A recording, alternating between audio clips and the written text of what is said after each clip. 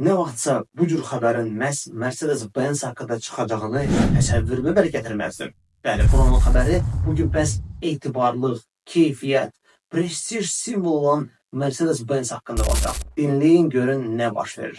Çayınızı dəmlədinizsə, onda başlayaq. Premium avtomobillər dünyasının öndə gedənlərdən biri Mercedes-Benz'in Amerikada böyük problemləri var. Belə ki, Amerika Birləşmiş Ştatlarının Yolları Təhlükəsizlik İdarəsinin son araşdırması göstərdi ki, 2021-23-cü ildə istehsal olunan S-Class və Maybach modellərində ciddi əyləc problemi var.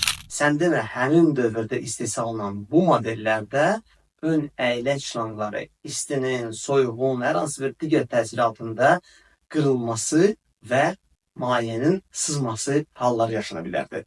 Bu da başa düşürsünüz ki, çox ciddi qəzalara səbəb ola bilər. Buna görə də avtomobillərin sahibləri keçən ildən etibarən servislərə dəvət olunur və orada onlara bu problem aradan qaldırılır. Söhbət S500, S580, S580i və Maybach S580 və S680 modellərinə gedir. Mercedes-Benz artıq marka olaraq bu avtomobillərin sahiblərinə xəbərdarlıq göndərdi və onları servislərə, yəni diler mərkəzlərə dəvət etdi ki, orada rəsmi servisdə bu problemlər aradan qaldırılsın.